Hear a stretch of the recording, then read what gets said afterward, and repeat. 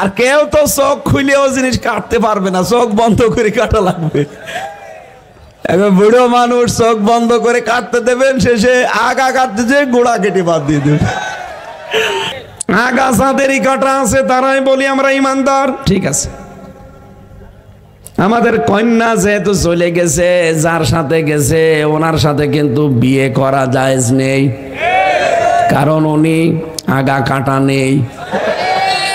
হ্যাঁ, দাদা যদি এই বয়সে এসে আমাদের কন্যাকে বিয়ে করতেই চায় তাহলে মুসলমান হওয়া লাগবে। আর আমি কি এটা বানালাম? সূরা বাকারার 221 নম্বর আয়াতের মাঝের অংশে আছে, 2 নম্বর পারা 14 নম্বর পৃষ্ঠা 4 নম্বর লাইনে আছে, ওয়ালা তুনকিহুল মুশরিকিনা হাত্তা ইউমিনু, যতক্ষণ মুশরিক পুরুষ ঈমান না আনবে, মুসলমান না হবে, ততক্ষণ কোন মুমিনা নারীর তার সাথে বিয়ে করা জায়েজ নেই। আমি এটা বললাম এই কারণে, কারণ ওরা এখন বিভিন্ন জিনিস এখন আমাদের কাছে চায়, বলে চট্টগ্রাম আমরা নিয়ে নেব। আরে আপনারা কি যৌতুক নেবেন? আর যৌতুক দেব কি করে? মেয়ে তো পালিয়ে গেছে, পালানো মেয়ে তো বিয়েই মানি না, আগে মেনে নেব তারপরে তো। আর যার সাথে গেছে তার সাথে মানবো কি করে? ওখানে ফুল হাতা আর আমরা হাফ হাতা। হাফ হাতার সাথে ফুল হাতা চাই? যাবে না। সুতরাং ওনারে হাফ হাতা হওয়া লাগবে।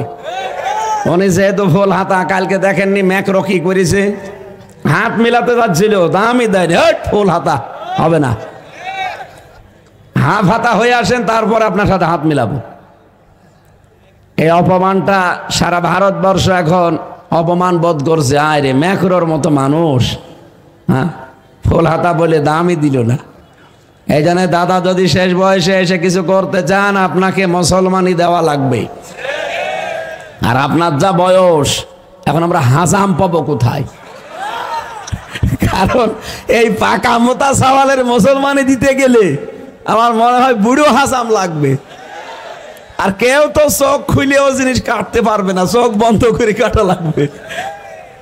এখন বুড়ো মানুষ চোখ বন্ধ করে কাটতে দেবেন, শেষে আগা কাটতে যে গোড়া কেটে বাদ দিয়ে দেবেন। এই জন্য আমার মনে হয় এই বয়সে রিস্ক না নেওয়াই ভালো।